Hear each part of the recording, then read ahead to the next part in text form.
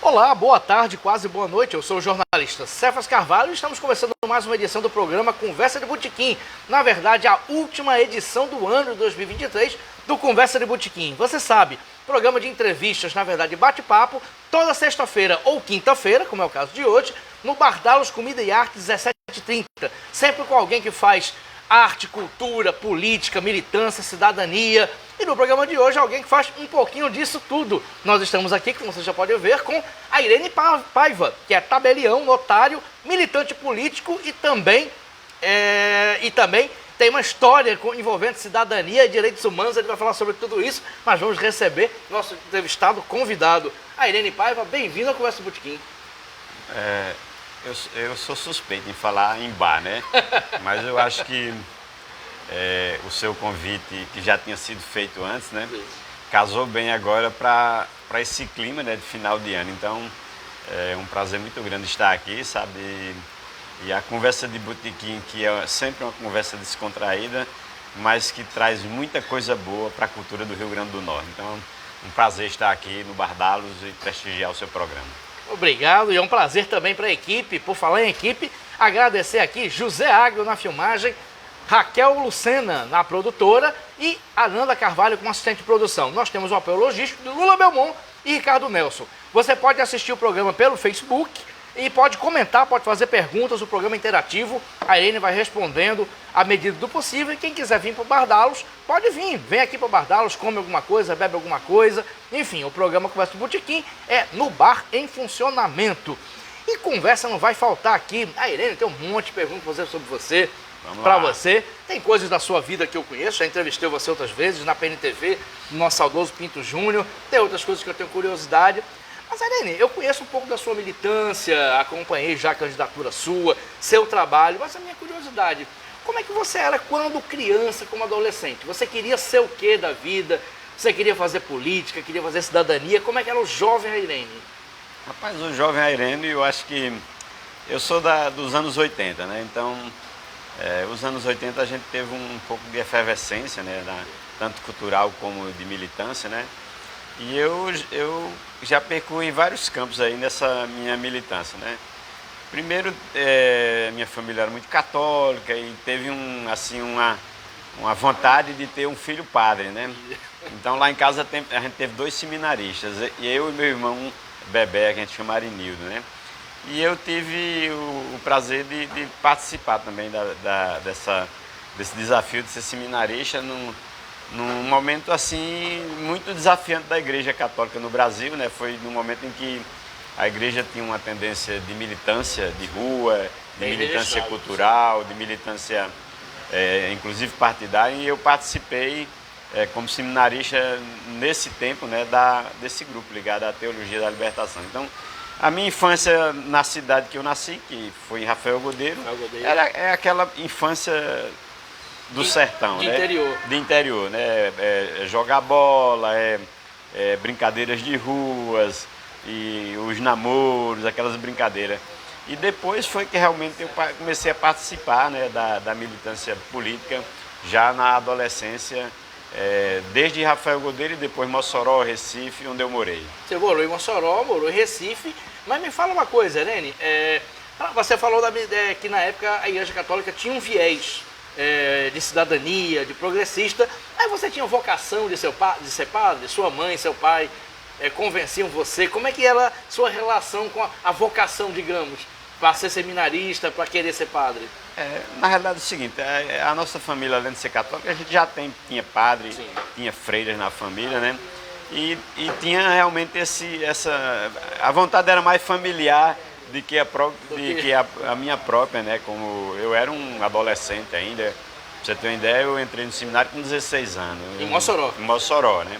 Eu não tinha noção de muito, tinha noção, né? Era naquele tempo que a gente estava começando a namorar e tudo, mas de qualquer forma, esse ambiente que eu participei da Igreja Católica me levou ao patamar de muito aprendizado na vida, sabe? Então, mesmo que eu não trato do ponto de vista da vocação, mas eu tinha uma vocação, era uma vocação de participar da vida do povo, de fazer algo que pudesse deixar um legado. Então isso tudo me fez muito tempo conduzi por esse programa de querer ser seminarista. E eu fiquei 4 anos de seminário.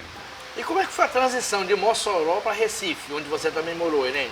É interessante o seguinte, Mossoró eu já ia, né? E depois eu fui morar em Mossoró, né? Em 1984. Eu terminei meu segundo grau na cidade de Patu, que naquela época só tinha um segundo grau em Patu. Então, aquela turma ali daquela região, quase todo mundo estudou em Patu. Patu é uma espécie de cidade polo, né? Exato. Para quem não conhece a região oeste, ficam ambos na região vinha oeste. gente de Catolé do Rocha, de Messias Tagino, do Junco, Almina Afonso, até da Serra de Martins, Olho d'Água, Lucrécia. Então, aquele ambiente lá de Patu, de 2 anos de estudo, era um ambiente como se fosse uma grande comunidade. Então, hoje, por exemplo, quando eu me encontro com colegas daquela região que tiveram comigo estudando em Patu, são de todas as regiões. Então, cada um com sua profissão, mas aqui é lá, inclusive aqui a gente criou uma confraria para reunir esse povo lá do Oeste e vendo um pouco daquele tempo que a gente estudou lá no Edino Jara, em Patu. Então era mais nesse sentido, sabe? E depois em Mossoró, quando eu cheguei, né, que fui ser seminarista, Mossoró tinha também um aspecto cultural muito envolvente naquela época, né? Nos anos 80, Mossoró já tinha esse perfil, né? Então lá em Mossoró eu me relacionei assim com pessoas da academia, os jovens que estavam na militância estudantil e também na militância da Igreja Católica nesse lado mais social. Também em Mossoró a gente participou disso aí também.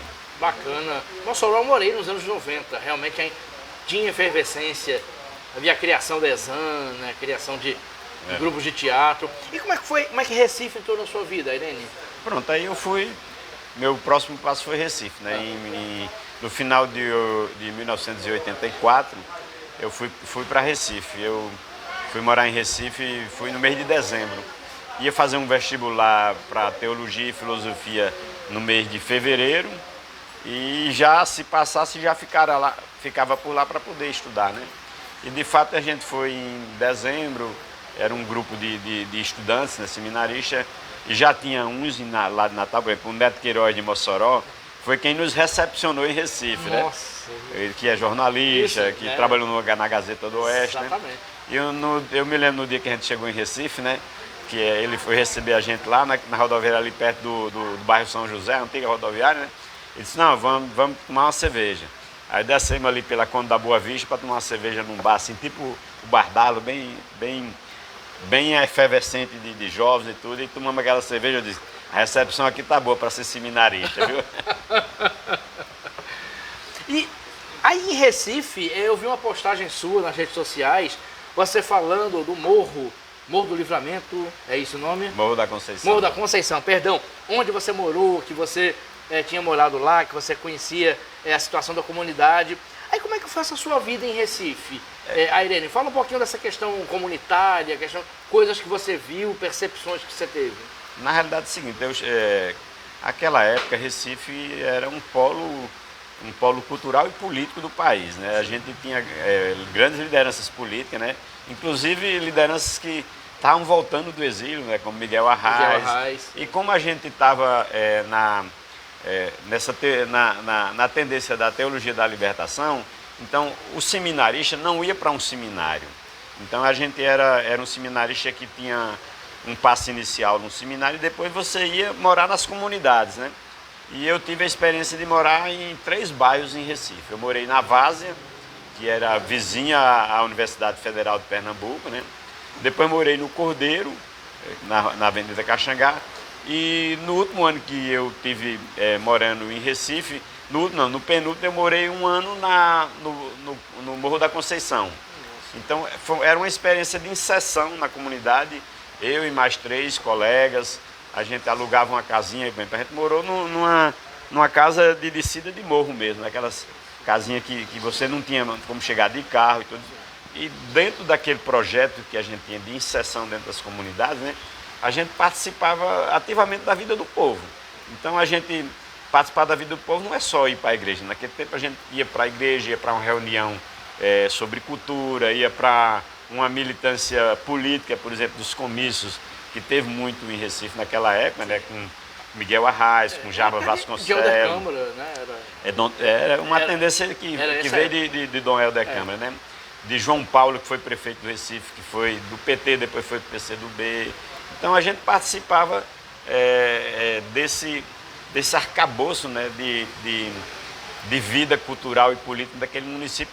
E a experiência do Morro da Conceição foi uma experiência, assim, do ponto de vista da minha vida, foi uma das mais positivas que eu tive, porque você foi morar num canto em que as pessoas realmente marginalizavam. E a gente teve a experiência de morar 1 ano e pouco, subia, descia aquela ladeira, eu até que postei essa semana, porque revitalizaram a ladeira, né?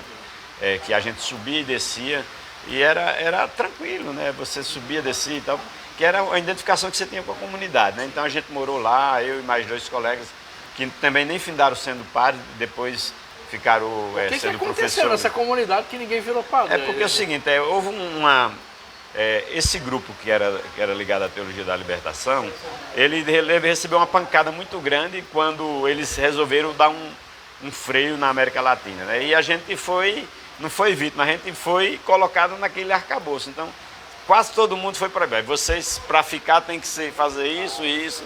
Aí muita gente disse, olha, se for para fazer isso, eu não fico. Não fico, Eu mesmo fui um dos que realmente saí por essa motivação, sabe? Eu não tinha mais como compatibilizar a minha visão de mundo com o que estava querendo vir de Roma naquela época. Era a época de João Paulo II, né? Exatamente. Que era conservador, foi um bom papa, mas era mas foi nessa conservador. transição e ele nomeou vários bispos conservadores, inclusive o Dom João Cardoso, que foi para Dom José Cardoso, que foi para Recife. Perfeito. Então, eu ia perguntar para você, o divisor de águas foi esse. Aí qual foi o dia exato que você comunicou para a família, para os amigos, que não seria mais padre? E como é que você pensou? Eu tenho que fazer outra coisa agora. Quando é que foi isso? Na verdade, é o seguinte, tem uma história bem interessante, porque quando aconteceu essa mudança, né, ia fechar o seminário, ia fechar o Instituto de Teologia e Filosofia, que tinha tendência, era uma escola católica que tinha uma tendência dentro da Teologia da Libertação, né? Então veio a ordem de Roma para fechar, né? E nesse dia, numa semana, foi chamado para uma reunião, né? O bispo de Mossoró era Dom José e a gente devia obediência a ele, né? Eram 5 ou 6 seminaristas, né? E era uma reunião em Olinda. E aí até um colega meu, que até hoje, ontem eu passei para ele que mora hoje em Recife, ele disse, eu vou escutar, eu vou ver se eu entro aí na entrevista para ver. Aí a gente, no dia que teve essa reunião, a gente foi para Boa Viagem tomar uma cerveja, né? Então, eu e ele, mais 2 colegas. Aí voltamos e eu cheguei assim, já tinha tomado uma cerveja, você fica lá na ponta ali, para o bispo nem sentir o cheiro de cerveja, né? E foi assim um divisor de água, porque realmente veio a orientação de que a gente teria que realmente mudar aquele pensamento. A gente militava na Ação Católica Rural, que organizava camponeses naquela região, e veio aquela coisa, pare aí que eu quero passar, né? Então, aí, a partir daquele momento, eu redefini que não podia ficar mais no seminário, e depois que eu teria que vir comunicar a minha família, né? Eu ainda fiquei um tempo morando em Recife, né? Com amigos, né? Fui para Conde da Boa Vista, morar num pequeno apartamento. Então você continuou em Recife? Continuei um tempo em Recife para tentar ver se arrumava alguma coisa para ficar por lá mesmo, sabe? E ainda continuei uma militância na Ação Católica Rural e a gente tinha um pequeno jornal que eu participei também nessa organização desse jornal. Muito bacana. Essa história, assim, isso tem um impacto sobre mim, né? Como você sabe, meu pai foi padre e foi ligado à teologia da libertação. Papai tem um artigo que ele escreveu no Poti, acho que está no livro Na Calçada do Café São Luís, que ele diz que ele tinha uma percepção estranha quando ele era chamado a atenção, porque na cabeça dele, ele estava fazendo o que Cristo estava fazendo. Vocês tinham algum sentimento desse, tipo assim, como vem essa ordem de Roma se nós estamos fazendo exatamente o que Jesus disse para fazer? Como é que era esse sentimento ideológico naquela época, tão ideológico? Na realidade, a teologia da libertação, ela alcançou um grande progresso na América Latina, em toda a América Latina, né? No México, na Guatemala, no Peru, na Colômbia, né? E a gente teve mártires na Nicarágua, de pessoas ligadas à teologia da libertação. Mas houve um movimento da Igreja Católica Mundial, né? Principalmente com a mudança papal, né? que deu uma tendência de segurar esse movimento, de esvaziá-lo, né? E esse impacto na América Latina foi sentido muito, e em Recife principalmente, porque com a aposentadoria de Dom Helder, né? E Dom Helder era o baluarte, né? Ele era um homem que falava, que tinha um sentimento, né, de falar pelos pobres da América Latina, do Brasil e principalmente de Pernambuco. Então houve realmente, todo mundo sentiu aquele impacto, né? A gente achava que o caminho era aquele, né? E de repente não, o caminho não é esse, vocês têm que se voltar mais para o sagrado, para a coisa mais da igreja e tudo, e deixar um pouco o movimento social de lado. Aí esse foi o impacto, todo mundo sentiu e muitos colegas deixaram o seminário e foram... Hoje eu conheço vários que são professores de filosofia, são políticos. Eu tenho um colega meu que foi dessa época, que foi deputado no Alagoas. Então, todo esse pessoal tentou canalizar de uma forma, né? Essa percepção de barrada, mas não, eu não vou parar meu movimento, eu vou estar começando aí a outra vida. Perfeito. Aí, por falar em outra vida, vamos continuar. Você continua em Recife, mas depois você voltou para o Rio Grande do Norte, tomou outros rumos profissionais. Aí como é que foi, nessa linha temporal, como é que as coisas se sucederam, Irene? É interessante, né? Eu voltei para o Rio Grande do Norte em 1988 e voltei para o sertão, né? Para morar no sertão. Aí meu pai era político, pediu que eu participasse da vida política, né? E naquela época a gente começou, inclusive alguns colegas da região ali oeste, e um irmão meu também, que é professor da universidade e de educação física, e disse, rapaz, vamos tentar reorganizar um partido para a gente militar politicamente. E foi quando a gente começou a tentar fazer uma militância dentro do PCdoB na região oeste, né? Mas também com aquela rebarba ainda de que não era... O meu pai era do MDB, né? Era um aloysista doente e tudo, mas... Mesmo assim a gente conseguiu fazer uma militância naquela região, e em Mossoró também, com Neto Vale. Tinha uma turma da gente que fazia militância, que continuou aqui também nos movimentos estudantis, né? Tinha minha irmã Rosíris também, a gente tinha toda essa militância. E a gente tentou manter essa chama que continuou viva, assim, nessa minha sequência logística da minha atividade política, né? Que eu fui depois candidato, inclusive, a deputado federal aqui, e participei de várias eleições junto com o Partido Comunista do Brasil aqui no Rio Grande do Norte. Perfeito. Vamos para uma curiosidade que devem, até já me perguntaram isso uma vez, e eu até brinquei, faz umas 2 semanas eu perguntei. Não, espere a entrevista que o próprio Irene diz. Como é que entrou Parnamirim e entrou cartório na sua vida? Não, o cartório entrou primeiro, né? Eu estava na faculdade de Direito, né? E assim, na metade do curso teve um concurso para notário aqui e eu fiz e fui aprovado, né? Naquele tempo não existia ainda o bacharel em Direito, só foi em 94. Sim. E eu fiz o concurso em 91, fui chamado em 92, né? Aí a partir daí eu fiquei na militância, mesmo como tabelião, também militando politicamente, né? Aí eu tive uma experiência de ser tabelião em vários municípios, né? Inclusive perto de Mossoró, em Areia Branca, né? E findou que em 96 eu fiz uma remoção para Parnamirim. Foi quando eu estava um pouco fora da política, foi quando eu comecei a retomar um pouco a minha participação política já no município de Parnamirim. Você já conhecia Parnamirim? Já tinha um elo com a cidade? Eu conhecia, mas não tinha elo com a cidade. Eu conhecia Parnamirim, conhecia Natal, que inclusive eu morei em Natal antes de entrar no seminário, né? E conhecia várias pessoas do nosso oeste que já tinham plantado algumas sementes em Parnamirim. Foram pessoas que vieram para experiências profissionais na Grande Natal e findaram ali para o Parnamirim. Então, já conheci algumas pessoas, isso até facilitou a minha recepção lá em Parnamirim. Perfeito. E tem umas perguntas aqui. Geraldo Carvalho, diretamente de Brasília. Que maravilha! Curtindo muito esse papo. A Irene é um grande incentivador da cultura potiguar. Parabéns. Opa, a gente vai falar sobre isso também. Geraldinho Carvalho é um maravilhoso cantor e compositor. Tá morando em Brasília hoje. Valeu, Geraldinho. Geraldo é um amigo nosso que a gente construiu também dessa militância política, né? Ele é também um militante político, sim. Morou lá em Piúna, né? E a gente tinha umas resenhas lá pro Pium para conversar. Lá em Nelson Rebouças? Lá em Nelson Rebouças. E lá também eles tinham um ambiente que era lá mesmo perto de Pium ali, que tinha um barzinho, não sei se você lembra, né? Que ia ter uma turma de Écio, menino. Era o Zanzibar, né? Zanzibar. E a gente ia lá também, às vezes, conversar com a turma por lá. Que maravilha, valeu, Geraldinho. Um abração, Geraldo. Raimundo Oliveira, boa tarde, a Irene Paiva, um grande homem. Beleza, valeu. Keila Paiva, boa tarde, um abraço da sobrinha Keila, olha aí. É, Keilinha, essa aí é comunista. Pronto. Brito Silva, a gente falou de Mossoró, Brito com quem eu trabalhei na Gazeta do Oeste em Mossoró, conheço desde 92, valeu Britinho.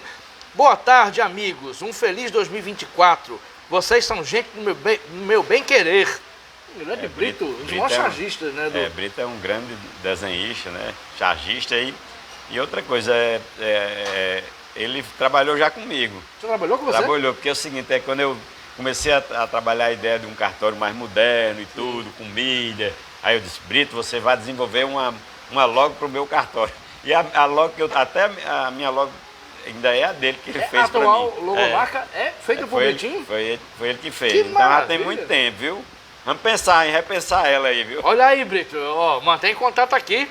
E Brito está na minha lista para ser entrevistado aqui. Eu admiro muito o trabalho de Brito. Cláudia Borges, dramaturga, poetisa, poeta. Lá de São José do Pibu. Boa tarde, feliz ano novo para vocês e família. Que maravilha, valeu, Cláudio. Beijão. Daqui a pouco tem mais gente aqui. O programa interativo, o pessoal daqui a pouco vai fazer perguntas. Pode fazer. Pode fazer, né? Aí então, deixa eu ir fazendo as perguntas. Então, você foi para Parnamirim e começou com cartório. Como é que foram os primeiros anos? Uma cidade que você já conhecia, mas que não morava. Você foi se adaptando à cidade, o cartório foi crescendo, eu acompanhei uma parte desse processo, né? Trabalhei muito tempo em Parnamirim, Potiguar, não disse. Como é que foram esses anos, como é que foi esse processo, Irene? Minha chegada em Parnamirim foi até um pouco traumática, né? Assim, do ponto de vista da profissão, né? Porque quando eu assumi o cartório, teve um problema lá para receber o acervo, sabe? E eu tive dificuldades iniciais, né, de organizar lá o cartório, mas desde que eu cheguei em Parnamirim, eu consegui fazer as duas coisas. Pensar no trabalho e pensar também na minha inserção junto à comunidade, da minha participação junto à comunidade. Então, eu comecei a criar laços de amizade, né? Você mesmo colocou aí a questão do nosso saudoso Pinto Júnior, né, que é um amigo de longas datas de Parnamirim. E eu cheguei no ano da eleição de Raimundo Marciano e Agnello, em 96, né? Um dos 3 rounds, né? Um dos 3 Agnello... rounds. O primeiro round que ele ganhou, né? Exatamente. A gente chegou e naquela época a gente tinha a função de ser também o escrivão eleitoral. Então, a gente era quem organizava as eleições, né? Ixi, era um abacaxi, viu? Porque Parnamirim estava começando a ter áreas de grande município, né? Da potencialidade que podia ser, e já tinha grandes interesses ali, né? Mas eu tive uma experiência muito positiva, né? Na condição como escrivão eleitoral das eleições, e depois mais 2 vezes também participei como escrivão eleitoral das eleições de Parnamirim, que depois a gente deixou essa função. Mas era o passo inicial para poder a gente começar a participar da vida política de Parnamirim, que até hoje a gente participa. Mas foi uma experiência rica, não foi, Irene? Que Raimundo Marciano é histórico na cidade, Agnello, goste-se ou não goste-se dele, ele mudou a história de Parnamirim, ele tem toda uma história, inclusive foi prefeito de Natal. Como é que foi a experiência, assim, o que é que você viu, o que é que você sentiu, não trabalhando na campanha, mas estando lá, acompanhando? Acompanhando, a gente, logo que a gente chegou ali com a eleição de Raimundo, né, a prefeitura era ali na Praça Paz de Deus, ali, né, o Raimundo tinha aquele perfil popular mesmo, né, era o prefeito do povão, que atendia a população e atendia os pedidos das pessoas, né? Eu estava cansado de passar assim para ir para o cartório e vi logo cedo, né, era uma fila de gente em frente à prefeitura, né? E até hoje ainda ele é conhecido, né, como um prefeito que tinha muita ligação com o povo. Tinha aquele lado humano de atender as pessoas mais pobres, tinha aquela coisa, né, que hoje em dia, até hoje, é muito censurado até pela lei, né, pelo Ministério Público, mas ele tinha isso aí, né? Depois a gente teve a experiência, né, de ter, por exemplo, o prefeito Agnello, que era uma pessoa que tinha uma visão de progresso para Parnamirim e causou fatores favoráveis para isso, né? Por exemplo, ele, quando foi prefeito de Parnamirim, tinha a Garibaldi governo, que ajudou muito. Depois ele foi para o Senado. Tudo isso potencializou para que ele realmente pensasse muita coisa para Parnamirim e que ele batalhou muito recurso e veio, né? Então Parnamirim teve uma fase de crescimento muito grande na administração de Agnello, que tinha um lado jornalista, né? Era um jornalista que sabia conversar, sabia entrar, sabia sair, conversava com todo mundo, né? De direita, de esquerda, ele tinha esse dom, né? E eu recebi ele 2, 3 vezes na minha casa para tomar café, para conversar, sabe, política. E aprendi também com ele. Perfeito. Agnello, uma vez eu e Pinto Júnior fomos entrevistar Agnello, a gente fizemos umas 12 perguntas para ele, tudo gravado, aquele antigo gravador, assim, com fita. Quando acabou, Pinto Júnior voltando no carro, a gente voltando para o jornal, Pinto Júnior falou, sabe, você notou que Agnello não respondeu a nenhuma das 12 perguntas? Ele conseguia, né, sair pela tangente. Ele saía pela tangente. Politicamente também, né? Ele era assim, você sentava com ele e começava a conversar, aí ele puxava um assunto no meio, né, assim, já a gente sabia, puxava um assunto, aí você ficava demandando atenção para aquele assunto, findava que o que a gente estava de real interesse para discutir naquilo, às vezes passava 1 hora, 2 e não saía, né? Aí a gente saiu. Ele tinha esse dom, né? Isso que é dom jornalístico também, né? Que ele trabalhou muito tempo no jornalismo, né? Exatamente. Agnello Alves, que é pai do ex-prefeito de Natal, Carlos Eduardo Alves, que foi entrevistado aqui, e mandou um abraço para a família Marciano. Falamos de Raimundo Marciano, que é pai de Marciano Júnior, do meu amigo Gustavo Negócio, vereador. Mandou um abraço para toda a família. Aline, vamos continuar então no cartório. Você mesmo falou, o cartório foi progredindo, o cartório foi ampliando em todos os aspectos e ao mesmo tempo você se consolidando na sociedade parnamirense, como é que você ter o nome cotado para cargos eletivos, ao mesmo tempo também participando de agremiações partidárias. Fala um pouco desse crescimento nos dois lados. Aí a coisa foi vindo para os anos, a gente já está nos anos 2000. 2010, aí você efetivamente entrou na política. Como é que foi isso? Eu acho que o que me posicionou mais em participar da vida política de Parnamirim foi eu ter fixado residência em Parnamirim. Então, quando eu cheguei em Natal, eu vim para Setabelão em Parnamirim e fiquei ali uns 6 meses aqui emprestado, morando aqui na casa de uma parente nossa, mas logo em seguida eu disse, rapaz, eu tenho que ir para Parnamirim. E de fato fui morar ali no Boa Esperança, né, na Capitão Baixo, né? E a partir daquele momento você começou a casar as duas coisas, né? A questão de atender ao crescimento pela demanda do serviço notarial e registral em Parnamirim, que era crescente, o município crescia e crescia também essas relações, né, com a sociedade e o cartório. E ao mesmo tempo essa questão da militância política, né, que me fez a voltar à militância no PCdoB, me fez pensar projetos lá com a turma mais ligada assim ao partido para Parnamirim, e de fato a gente participou nas eleições de vereador, depois de prefeito, de deputado. Então, de 2 em 2 anos a gente está participando das eleições. E Parnamirim, de qualquer forma, nos deu uma resposta muito positiva. Deu uma resposta positiva assim, no respeito que tem pela minha atuação como notário e registrador, e ao mesmo tempo também uma resposta positiva pelos êxitos que a gente teve também na política, né?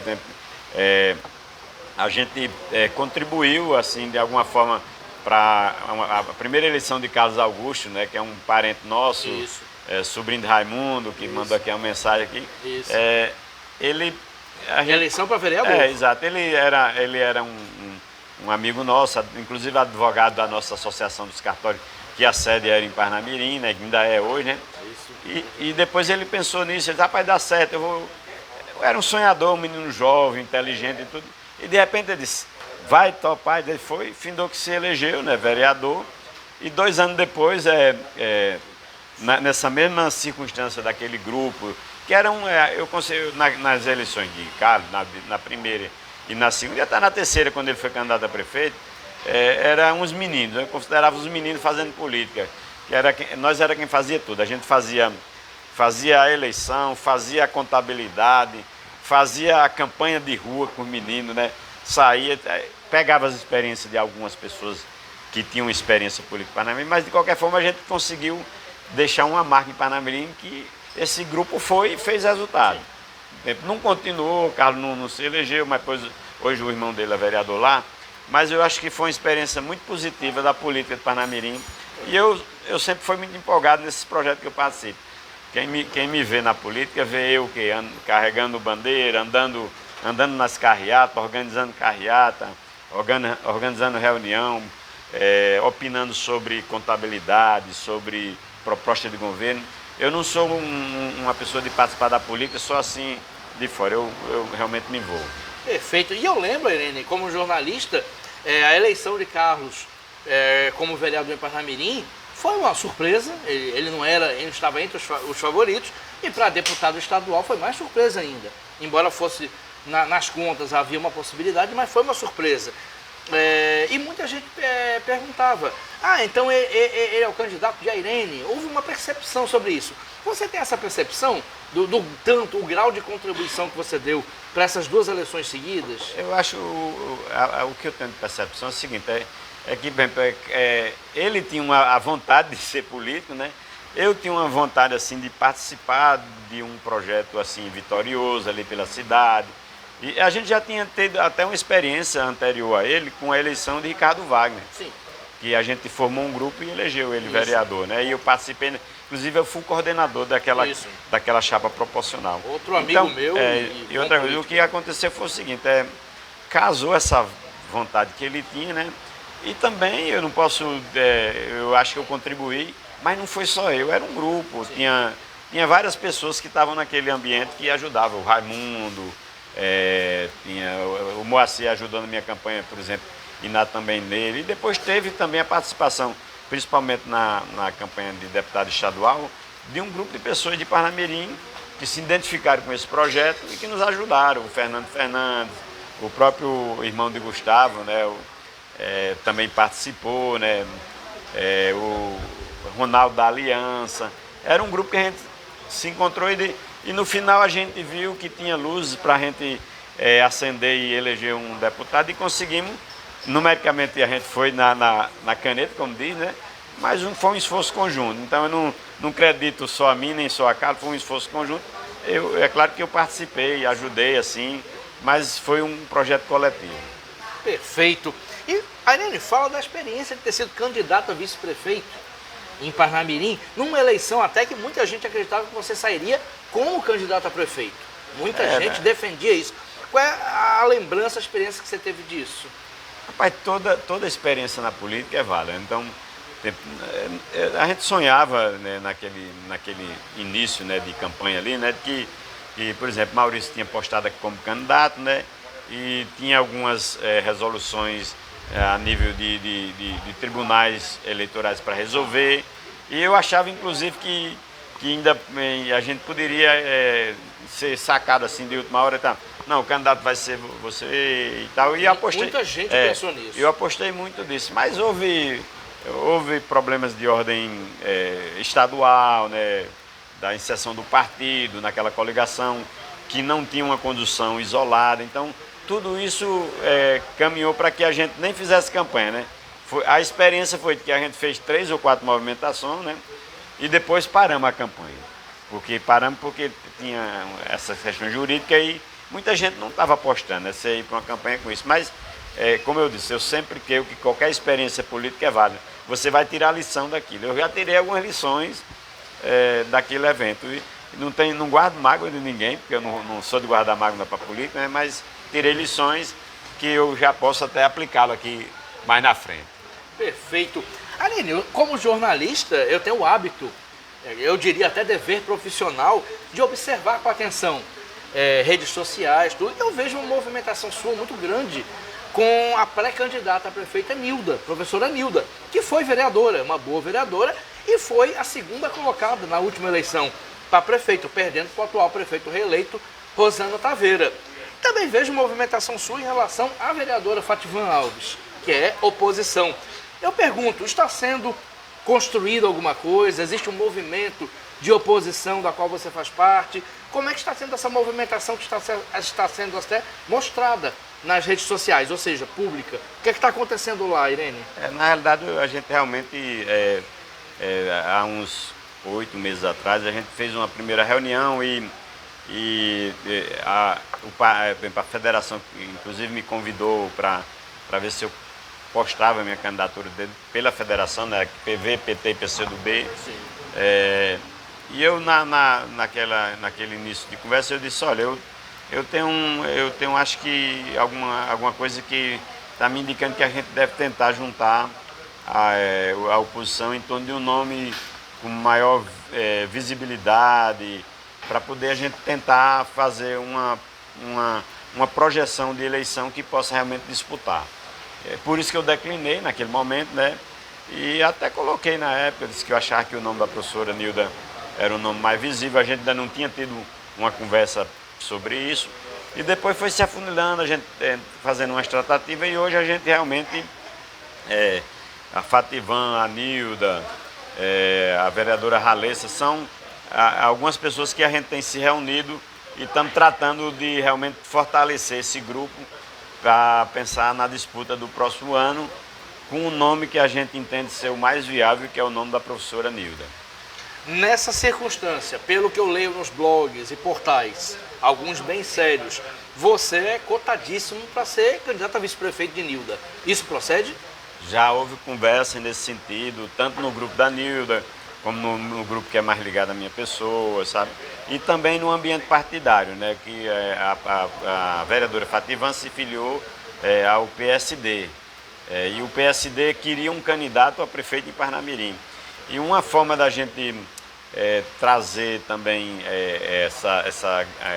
esse partido com um grupo bom em Parnamirim era que a gente também tivesse uma participação efetiva no espaço da majoritária. Então, o PSD com certeza vai querer, vai reivindicar esse espaço da vice da Nilda, que é que está construindo, mas o nome a gente ainda vai falar. Meu nome está posto lá, por decisão própria minha, eu coloco meu nome, eu disse, mas não vou ser empecilho para a gente fazer construção a maior.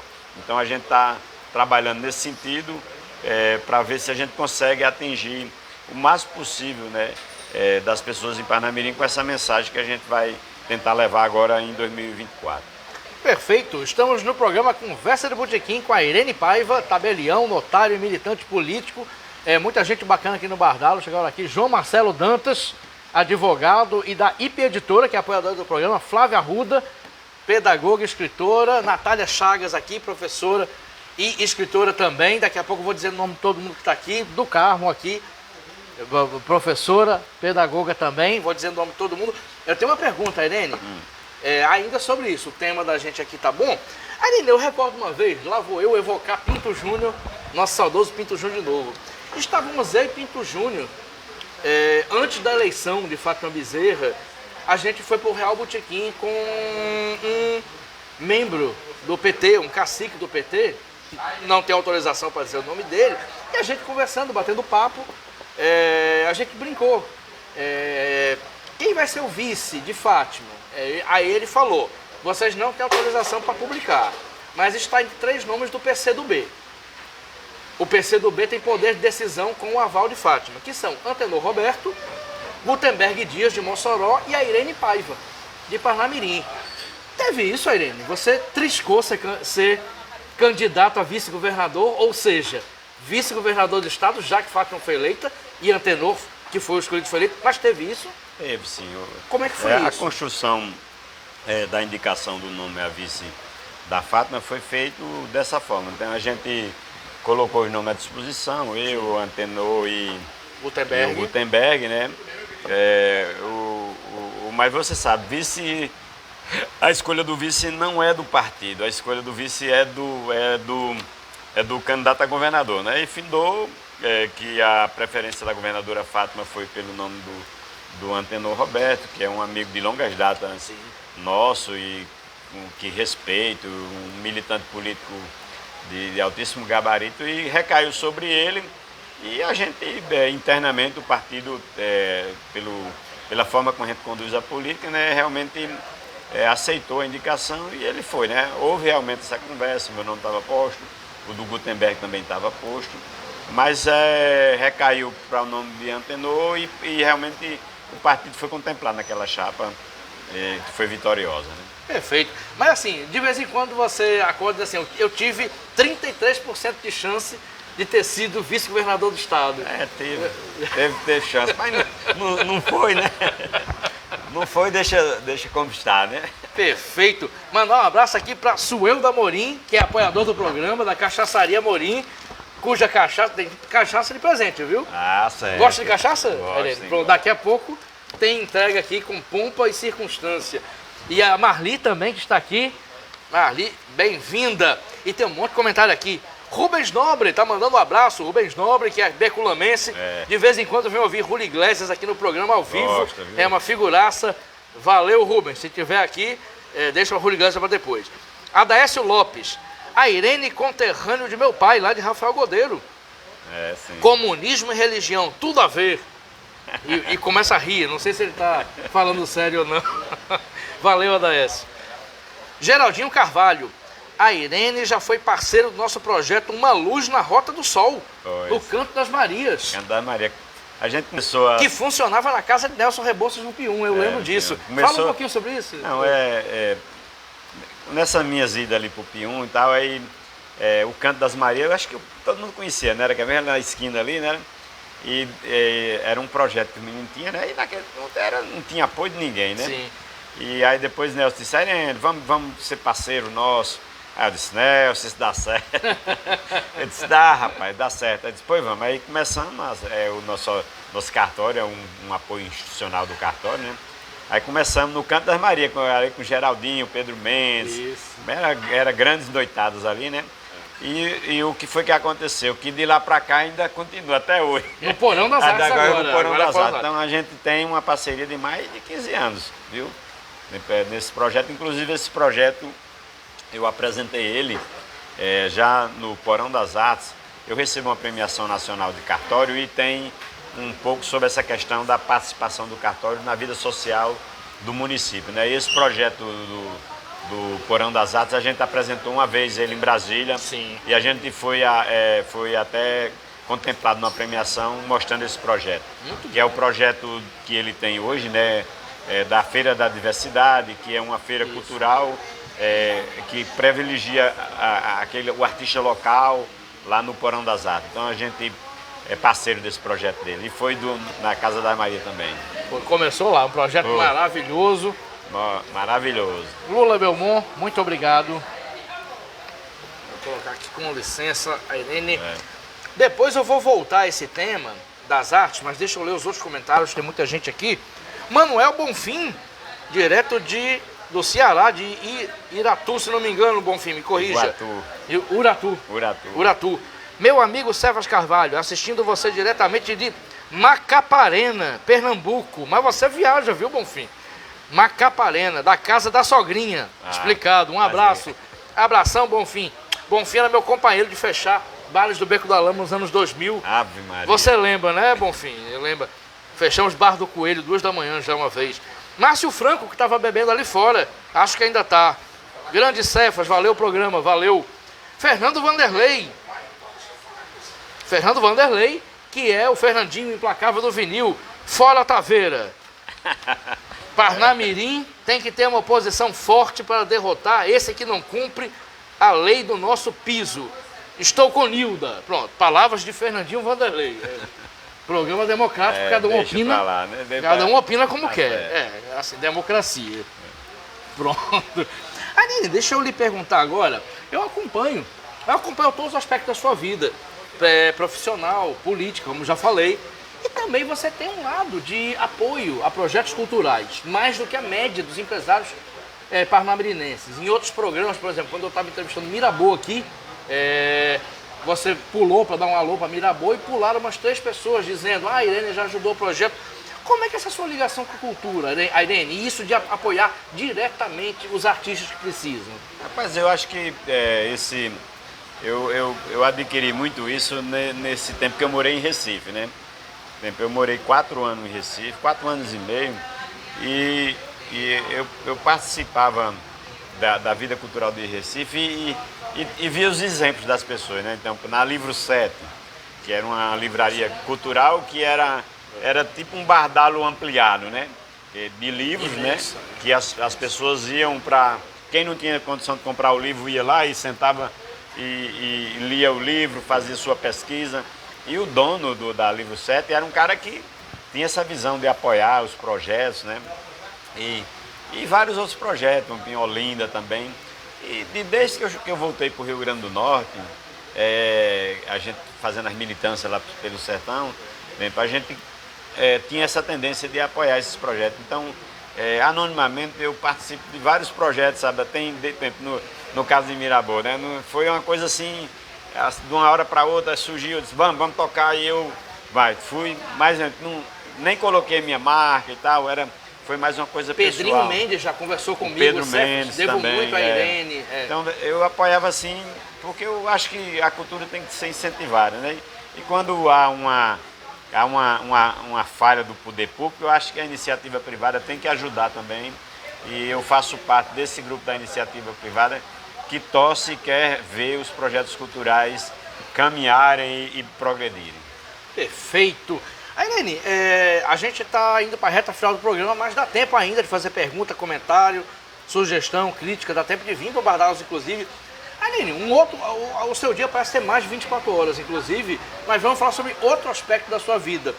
Você, como tabelião, como notário, você acabou presidindo, você é presidente da ANOREG, que é a Associação dos Notários e Registradores, ou seja, que é pessoas que administram cartórios no Rio Grande do Norte. Como é que funciona a ANOREG? Qual a importância dela? Fala um pouquinho sobre isso. E sua gestão à frente dela? Na realidade, por exemplo, a ANOREG foi criado por nós. Então, a turma do concurso de 92 foi quem criou a associação. Porque não existia duas associações que tratavam de interesses particulares. E eu fui quem, naquela época, coordenado assim, um grupo de amigos, né, o Sérgio, de São Gonçalo, o Fernandes, que hoje está em Mossoró, o Melquisedeque, que está em São José do Mipibu.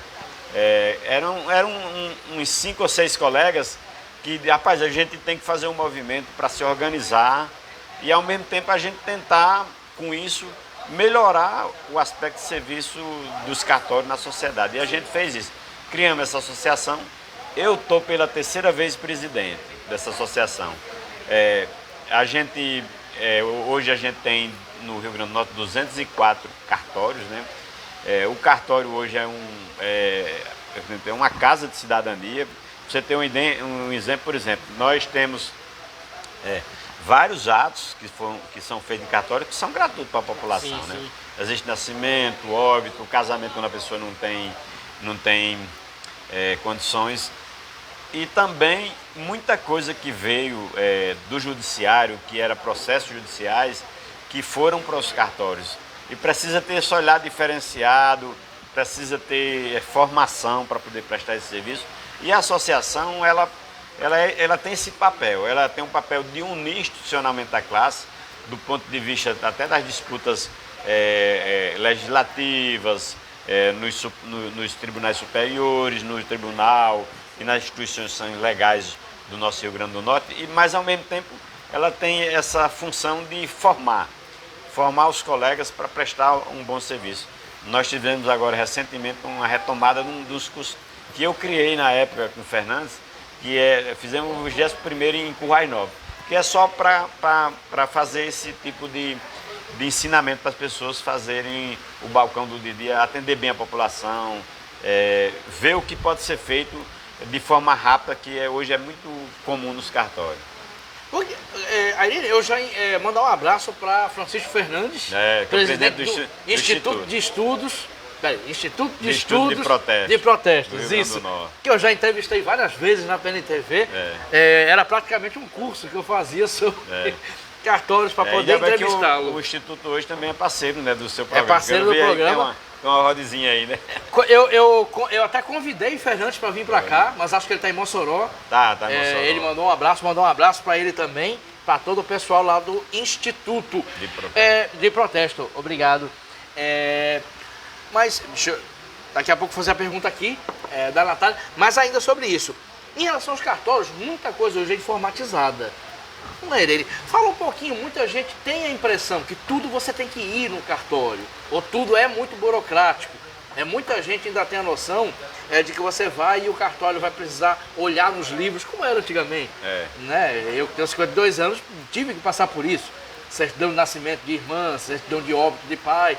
Você vai naqueles livros, hoje não é mais assim. Fala sobre essa modernização. Os livros antigos é nosso acervo, né? Sim, é nosso banco de dados. Os cartórios do país têm o maior acervo da história do país. Sim. A nossa atividade tem o maior acervo da história do país, tanto patrimonial como de famílias. Mas hoje qualquer serviço de cartório pode ser feito à distância. Então, o que foi que potencializou isso? A pandemia. Sim. Quando veio a pandemia, né, a gente tem um cronograma de 10 anos para implementar, por exemplo, todas essas tecnologias, mas tivemos que fazer em 2 anos. Então, hoje, a grande maioria dos cartórios faz um ato online. Um cartório mais distante do Rio Grande do Norte, que eu acho que é Venhaver, a cidade mais distante daqui de Natal é Venhaver. Sim. O cartório de Venhaver, se você quiser fazer um ato com uma pessoa na Europa e outra aqui em Natal, e outra, pode ser 5 pessoas em vários continentes, faz numa plataforma eletrônica. Nossa. Uma escritura de compra e venda. Pode fazer sem problema nenhum. Uma procuração. Eu atuo muito nessa área. Eu tenho um funcionário meu que às vezes tem que trabalhar de madrugada, porque uma pessoa do Japão, ou então uma pessoa que está com um fuso horário diferente nosso, e acordar e quer fazer uma procuração. Então, por exemplo, a gente faz hoje no aplicativo. Eu tenho um aplicativo que tem os atos que tem para me assinar, aparece esse aplicativo para mim. E o funcionário tem que ter acesso para poder fazer uma videoconferência, confirmar alguns dados, para poder, mas faz tudo isso. E eu já tive experiência de a gente conduzir, por exemplo, um processo desse. Eu fiz uma escritura de inventário de uma família de um político importante aqui do Rio Grande do Norte. E tinha um irmão morando no Rio, uma irmã morando nos Estados Unidos e um outro na Europa, eu não sei qual era a cidade. E ele, depois quando entrou, ele disse: rapaz, existe isso no Brasil? Eu digo: existe. A gente está atrasado, porque a gente já tinha países na América Latina bem atrás, bem na frente da gente, mas hoje o Brasil está praticamente tecnológico na parte dos cartórios. E outra grande questão, Cefas, a gente ajudou a desafogar o judiciário, porque, por exemplo, os processos de divórcio, inventário, partilha, adjudicação compulsória, uso capião, que é quando você tenta legalizar um imóvel desse que não tem escritura, tudo é feito em cartório. Antigamente só era na justiça, demorava 5 anos. Um processo de uso capião hoje, simples, 6 meses você está pronto. Um processo de divórcio, se não tiver bens e não tiver filhos menores, entra de manhã de cartório, de manhã e à tarde já está pronto. Então a gente já faz isso. Eu acho que a pandemia impulsionou esse desenvolvimento e a gente tem prestado um bom serviço à sociedade brasileira. Perfeito. Porque a Irene, assim, parece um outro mundo, porque 10 anos atrás, se tinha um problema no cartório de Mossoró, a pessoa tinha que pegar um carro, 4 horas de viagem, para chegar no cartório aqui, assinar, reconhecer a firma, para voltar para Mossoró. Mudou tudo, né? Mudou. Você tem ideia, por exemplo, uma certidão de nascimento. Você nasceu em Mossoró. Quando você precisava de uma certidão de nascimento, você tinha que ir pegar lá. Hoje, em qualquer cartório do país, você pega a certidão onde você estiver. Então, se eu for registrado no Rio Grande do Sul e eu quero tirar a minha certidão, você vai no mais próximo aqui. Não precisa ir no meu em Parnamirim, não. Você pode ir em qualquer... Chega no balcão e diz: ó, eu quero uma certidão de nascimento minha, que eu estou registrado em Santa Maria, no Rio Grande do Sul. Vem no ambiente virtual e a gente só materializa. Se a pessoa quiser a materialização. Se quiser só o documento digital, ele já nasce digital e você... É um PDF. Um PDF com código de rastreamento, como é feito, por exemplo, com todos os documentos brasileiros que vão para fora. Tem 172 países que autorizaram esses documentos brasileiros, que é chancelado pelos cartórios, a ter validade lá. Um diploma seu, você quer mandar para Salamanca, eu sei que você gosta de Salamanca, né? Você vai ela em PDF. É uma apostila, aí está aqui, um QR Code, quando você bate aqui, abre dizendo: foi feito o apostilamento no cartório de Parnamirim, Aí mais embaixo diz, quer ver o documento? Vê o documento que está lá. Então, esses documentos hoje circulam livremente em 172 países, aceito. Antigamente questionava porque tinha falsidade e hoje não tem. Isso evoluiu muito isso aí. Muito bom, é muito saber disso e é bom as pessoas ficarem atentas em relação a isso. Mas as pessoas já sabem, muita gente procurou. Agora com com as crises que tiveram, muita gente quis tirar, e até pelos encontros das famílias, né? Muita gente quer reencontra as famílias, descendentes de italianos, portugueses, alemães, e eles conseguem fazer esse rastreamento pegando o código genético que está nos cartórios. Por isso que eu digo que a gente tem um acervo muito grande e ajuda as pessoas. Hoje, diariamente a gente tem pessoas pedindo isso, ou é para emprego, vão para lá, ou então às vezes para fazer um rastreamento familiar para pedir uma dupla cidadania. Isso. A gente tem ajudado muito nisso também. Perfeito. Natália Chagas, que está aqui no Bardalos. Quando eu cheguei em Parnamirim 2 anos atrás, vi nos cartórios um posicionamento social. Qual é a importância da interferência dos empresários de cartórios nessa construção social? Muito grande.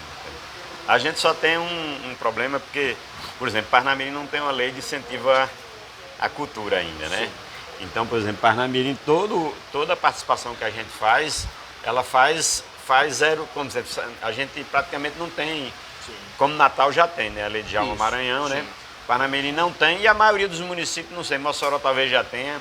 Aqui a experiência que, como já teve colegas que já participaram, por exemplo, do Carnaval, sim, o doutor Célio já participou do Carnaval, o finado Jair também já participou de algum, porque tem a compensação do ISS que a gente paga para o município. Exatamente. Porque o cartório paga ISS para o município. Então a gente faz essa compensação tributária. Isso. Tá entendendo? Então, Parnamirim não tem. Então a gente participa desses projetos culturais mais como um aspecto de cidadania, sabe? É importante porque é o seguinte, qualquer cidadão que milite na atividade empresarial tem que ter isso, porque não adianta você achar que você vai ter só lucro na sua vida, você precisa também dar uma parcela de contribuição social. Eu acho que Natália tem razão, eu vejo pouco em Parnamirim, gostaria que fosse ampliado isso, viu, Natália? Porque realmente tem poucas pessoas que pensam, acham que às vezes é desperdício, mas não é. Por exemplo, a minha experiência, viu? Minha experiência como gestor lá da minha serventia é de que, por exemplo, todas as minhas participações, apesar de não ter a compensação tributária, sim, todas as minhas participações nos projetos culturais me dão um retorno positivo para a minha serventia. O retorno positivo da imagem da serventia, da minha imagem pessoal, da imagem dos meus colaboradores, que eles se sentem felizes em estar participando também desses projetos. Perfeito, explicado aqui. Aí, Lene, a gente tem que ir para a reta final, eu tenho umas 2 ou 3 perguntas, quem quiser ainda fazer, pode fazer. Mas deixa eu lhe perguntar, você bebe cachaça? Toma um pinguinho. Um vinhinho? Pode pedir uma. Lula Belmont, pode trazer a cachaça da menor, a da Cachaçaria Amorim, por gentileza? Enquanto Lula Belmont traz a cachaça aqui gelada, a Cachaçaria Amorim, representada aqui por Sueldo e Marli, um oferecimento, uma cortesia para você, uma cachaça bandeira branca. Vixe, é bandeira branca, viu? Aí, Pra ficar tudo em paz. Bom, legal. Tá bom, tá tudo em paz, bandeira branca, né? Entregue aqui. Oferecimento. Eu fui colecionador de cachaça, tinha muita mineira, viu? Já foi? Mas não era mulher não, era mineira cachaça. Viu? Tinha muita mineira, né? Eu tinha assim, uns 300 ou 400 rótulos de cachaça, sabe? Aí depois eu morava em uma casa, né? Aí tinha estante, tinha onde botar e tudo. Depois eu morava em apartamento. Aí, rapaz, o que fazer com essas cachaças? Encaixei as cachaças. Bebeu. Ainda guardei, ainda tem umas 50 ainda. Aí eu tinha um amigo meu que, rapaz, vou dar 10, cara. Teve uma pessoa que eu dei uma caixa com umas 20. Eu não tinha mais como colocar no apartamento. Mas fui um apreciador e ainda sou de cachaça. Onde é que eu estava nesse momento da sua vida, Irene? Onde é que eu estava, meu Deus do céu? Opa, aqui. Eita. Olha aí, as 2 últimas perguntas vão ficar boas. Vai bem geladinha, viu? Que cachaça bandeira branca. Achavam na Cachaçaria Amorim, galeria na Gonçalves Ledo, Vigário Bartolomeu. Tintinho, a gente dá um cheiro assim, ó. Depois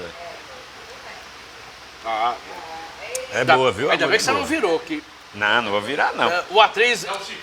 Não se vira. Cachaça é para você degustar mesmo. Isso.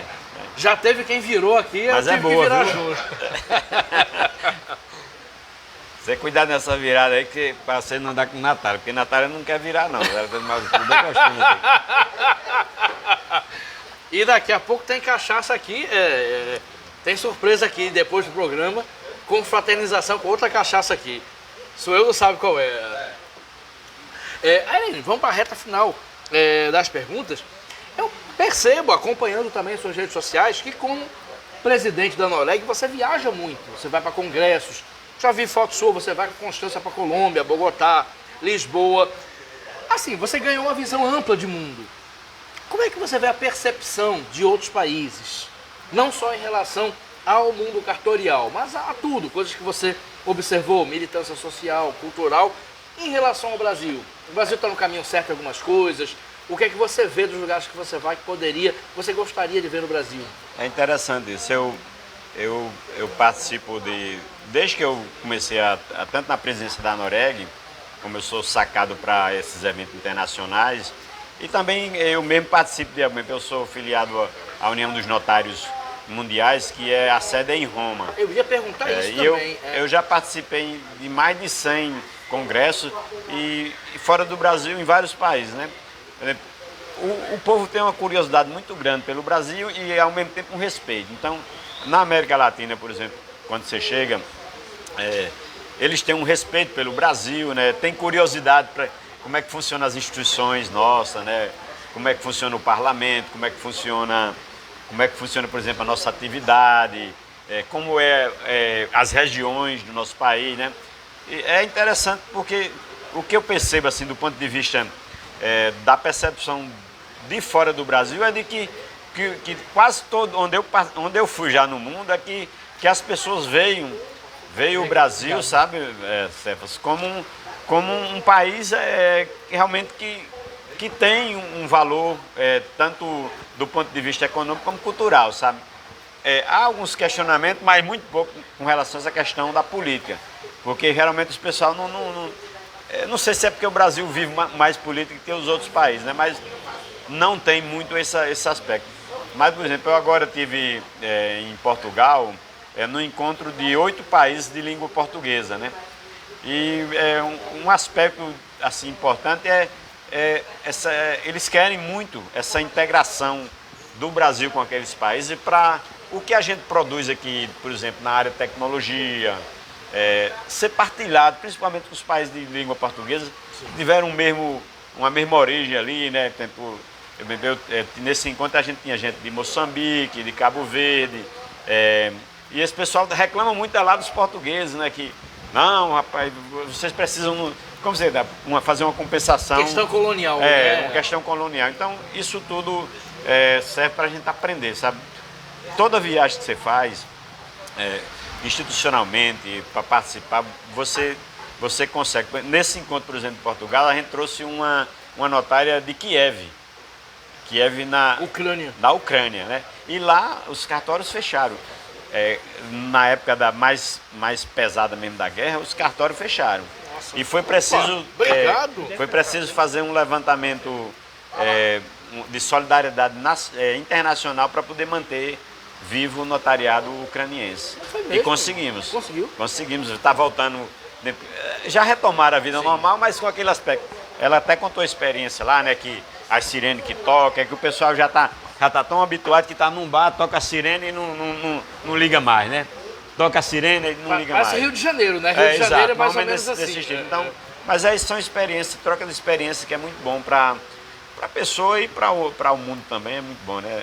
A gente é uma sociedade só, né? Mundial, que você vai em Salamanca, para você conhecer o povo, né? Andar e tal. É bom, sei né? que é difícil, assim, mas é muito bom também, Sérgio.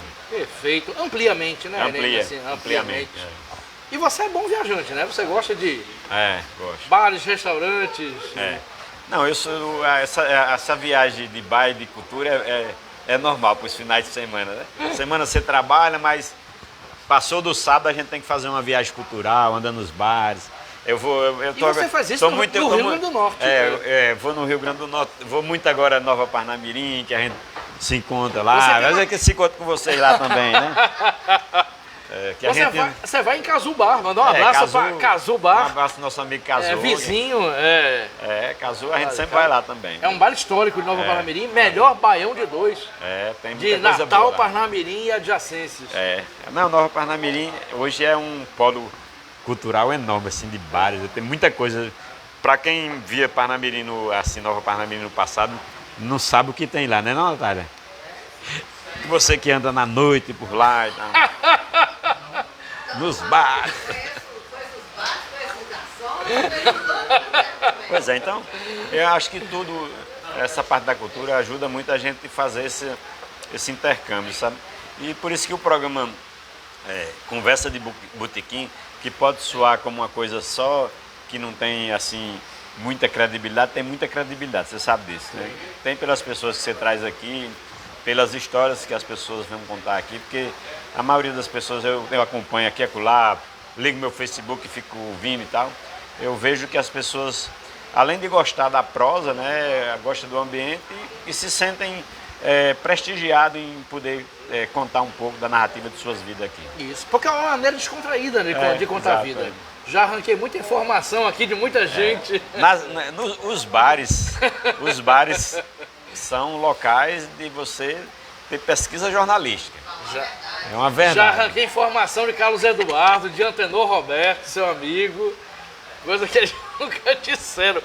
Deixa eu registrar aqui Lívio Oliveira, escritor, poeta e procurador federal. Grande Airene, cidadão do mundo. Olha aí, justamente. Valeu, Lívio. Abração. Lívio tá cotado, viu? Para dar entrevista aqui. Lívio, se prepara. Já lhe chamo para cá. E Lívio gosta de beber, que eu sei. Sim. Manuel Azevedo, poeta.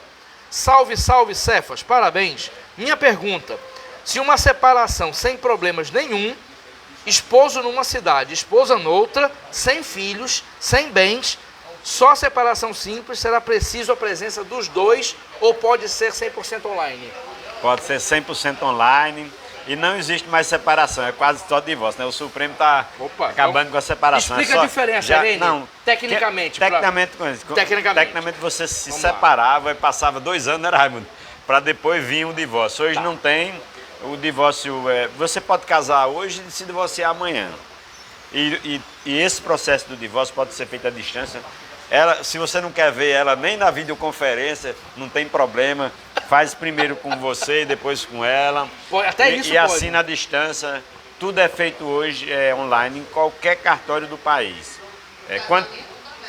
Não, o casamento ainda não, mas vai ser. O casamento está em vias de ser. Porque o CNJ já trabalha nisso. Mas a preocupação de Manuel é divórcio, mas viu? Mas a união estável já pode ser feita dessa forma, sem precisar da presença. Mas o casamento ainda exige a presença. Mas no futuro, na pandemia foi até autorizado fazer o casamento online. Excepcionalmente. Mas aí não foi absolvido ainda para continuar. De qualquer forma, eu acho que a tendência, que é uma tendência mundial, e eu não sei até onde isso vai parar, né? Porque a gente aqui que utiliza, por exemplo, essas ferramentas e fica discutindo a questão da inteligência artificial. E a gente tem uns medos, né? Uns medos, mas eu acho que a tendência mundial é de que muita coisa seja feita eletronicamente. Só não vai ter condição de fazer assim. A gente não tem como beber virtualmente. Né? Aí não tem. Tem até esse que Alberto do PCdoB, no tempo da pandemia, né, fazia umas lives. A live do bar, aí ficava ele lá em Ponta Negra, aí botava a gente do outro canto, aí fazia a live, né? Disse, é uma live, é um encontro de amigos, mas cada um tomando no seu canto. Túlio Rato e Ana Cadengue faziam isso. Pois é, agora já estão juntos. Augusto em Mossoró, eu e Parnamirim queriam, cada um ficasse bebendo. Falar em Túlio, vou mandar um abraço para ele, né, e para Ana, que são os amigos que eu conheci por vocês, né? Isso. E a gente hoje já se tornando amigo. Quase todo dia tem um Que maravilha, eles deviam estar aqui. Túlio, Ana, venham pra cá que ainda dá tempo. Até cachaça tem aqui. Reta final do programa. Eu recordo, falando agora de Francisco Fernandes, foi diretor da Noreg, que eu entrevistei tantas vezes na PNTV. Ele tinha umas frases muito boas. Uma vez ele disse uma frase: Cefas, a pessoa precisa de cartório para tudo. Para nascer, para casar, para separar e para morrer. É isso mesmo, né, Irene? Sem cartório você Não, na realidade você é o seguinte, não faz nada. Eu faço um histórico da atividade notarial e registral. Sim. Eu estive na Itália no início do ano e fui visitar uma das regiões mais antigas da Itália, a Úmbria, e fui visitar Perugia, uma cidade que tem mais de 3.000 anos. Né? Nossa. E ela foi o berço do notariado latino, que a gente chama, né? Mesmo? Um dos berços do notariado latino. Então o notário ele tem há muito tempo, né? E hoje o que acontece é que hoje a vida das pessoas passa não só pelos cartórios, mas também pela confiança que tem hoje nos cartórios. Então, se você tem um prédio, você vai dizer que é seu quando eu tenho uma escritura registrada, né? Você é CEF, você tem um registro do seu nascimento. Então, realmente, a atividade notária registral está presente na vida do cidadão e hoje de uma forma muito mais próxima e muito mais fácil. Perfeito. Ó, Keila Paiva.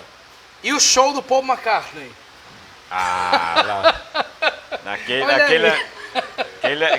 Aquele é minha funcionária, né? E nós fomos eu estava no evento em Brasília, aí findou que sobrou lá um colega, sobrou lá umas senhas, não sei o que, disse, tia, rapaz, nós vamos, né? Disse, que ela é minha sobrinha, né? Disse, vamos, disse, só que era senha de idoso, 3 idosos. Aí disse, a gente não tem nada a perder, nós vamos pegar as senhas, aí ligamos para um primo nosso que trabalha na Justiça Federal em Brasília, ele disse, você vai com a gente? Ele disse, eu estou terminando o trabalho e vou para lá. Porque não era nem feriado em Brasília. Disse, eu vou para lá. Aí nos encontramos, disse, somos idosos. Aí eu me lembrei do meu Arthur pequeno, hoje que já está com 17 anos, uma vez ele ia para um cinema, né, e tinha uma faixa etária, acho que era 12 anos, ele não tinha 12 anos, aí ele disse, vou me disfarçar de velho. Aí botou uma roupa toda velha, marmoada, aí entrou com Beatriz, minha filha, aí deu certo. Aí eu fui, rapaz, não tinha, o pessoal só estava vendo lá os setores mesmo. Porque sempre, se você não podia trocar, bem, porque eu estava num E1, não podia ir pro E2, né? Aí disse, entramos na festa pro show do Paul McCartney, uma experiência, eu nunca tinha ido um show do Paul McCartney, fui de graça e ainda levei 2 acompanhantes ainda. Foi bom demais, viu? Por isso que ela estava perguntando aí, viu? Entendi. Sim, por isso que ela está perguntando. Gostou então do show? Gostei demais, Não e fiz vários vídeos, tá aqui guardado. Você curte pop rock, né, Irene? Curto. Tem cara que... Eu curto o MPB e curto muito a boa música internacional. Perfeito. Estamos indo para a reta final. Acho que já passou aqui até de 1 hora. Confere, Agrio. 1 hora e 12 minutos. A Irene pareceu que não tinha nem meia hora. Eu achava que eu digo, não, eu vou... Porque você faz de 7, 5 e meio e era na sexta, não era antigamente? Antigamente era na sexta. Ainda bem que é na quinta, Só hoje, que amanhã ainda é trabalho. A sexta é colada com Ano Novo. Mesmo, tem razão. Você trabalha amanhã? Trabalho nosso Que último é isso, dia. Irene? O último dia de despedida, nós não temos recesso, né? Cartório não tem recesso. Sabe por que cartório não tem recesso? Por quê? Porque o judiciário ainda pode ter recesso, mas o cartório não tem não. Por exemplo, eu estava no interior e nós tivemos um plantão em Parnamirim, sabe de quê? Uma pessoa que foi para uma confraternização e teve um infarto, faleceu e era do Rio de Janeiro, precisava ser transportado para o Rio de Janeiro. O avião só transporta se você tiver certidão de óbito. Aí você aciona, nesse feriado agora, que até terça-feira a gente trabalha em regime de plantão. Tem que trabalhar. Tem. Agora a gente designa 2 funcionários e eles atendem, por exemplo, os hospitais de Parnamirim tem o telefone nosso de plantão, os de Natal aqui escolhe um para atender, para essas eventualidades, sabe? Porque é como o judiciário também tem seu plantão, mas o cartório é mais presente, porque as pessoas vão ter que fazer lá mesmo. Isso, não tem mas jeito. Antigamente não tinha, aí era Deus nos acuda. É importante essa questão de plantão, viu? Perfeito, esclarecido. Arene, última pergunta para a gente fechar aqui e ir para as mesas para beber essa cachaça que tem aqui. Última pergunta. 2024 está aí, faltam poucos dias, né? É o último programa do ano. A gente está clima de confraternização. É um ano de eleições municipais, segundo ano de governo Lula, muita expectativa em relação a várias coisas. Qual é a sua expectativa pessoal, profissional e política, por que não dizer, em relação a 2024, está pertinho? Eu acho que o país teve uma virada, né? Uma guinada aí a gente sobreviveu a grandes problemas, né, assim, do ponto de vista da democracia, né? Eu sou um entusiasta da democracia, não poderia ser diferente pela minha história, assim, de vida e tudo. Então, o que eu quero para nosso país é que realmente agora a gente retome, sabe, a trilha do desenvolvimento, e principalmente fazendo um viva essa questão da prevalência da democracia, sabe? Eu acho que na democracia as coisas são mais fáceis de resolver. Então, o cidadão brasileiro é consciente disso. Eu acho que a gente deve... Minha expectativa é que o ano seja de progresso para o país, de progresso para os empresários, de ascensão para as classes menos favorecidas, porque elas precisam disso. E a lógica do poder é essa. A gente tem que fazer o contrabalanço para que as pessoas que têm aquela vida mais necessitada tenha um balanço para isso, para poder eles trilhar esses caminhos melhores na vida. Então eu torço para o Brasil, torço para o Rio Grande do Norte e torço para Parnamirim. Nós vamos entrar no ano político. E ano político é o seguinte, a gente já está todo mundo falando de política um ano antes, né? Imagina quando entrar agora, 2024. Mas a política sempre é bom. Mas a política boa é a política da liberdade. Perfeito. E estamos então encerrando o Conversa de Botequim. Mandar um abraço para José Aglio, nosso cineasta, nosso filmmaker. Raquel Lucena, que está em missão externa, produtora. Ananda Carvalho, assistente de produção. Um abraço para todo mundo que está aqui, para os apoiadores, para todo mundo que assiste o programa. Irene, muito obrigado. Obrigado. Eu quero também deixar um abraço especial para meus colegas notários, registradores do Rio Grande do Norte, que me deram essa incumbência de ser presidente da associação de classe deles. Dizer que eu estou bem pertinho de terminar meu mandato e, com certeza, vocês terão outro representante, talvez melhor do que eu. Opa, vai ser candidato à reeleição, não? Não? Eu já contribuí muito, eu preciso agora dar um break aqui para poder andar nos bares da vida. Break ou voos mais altos? Brincadeira. E com esse bom humor todo e com essa cachaça da Cachaçaria Amorim. Obrigado, viu? Levar lá para Pirangi. Oba! Já vai hoje. E com queijo de coalho maravilhoso do Bardalos. Um abraço para todo mundo. Nós encerramos o Conversa de Botequim de hoje e do ano. Uma salva de palmas para a Irene Paiva. Até 2024.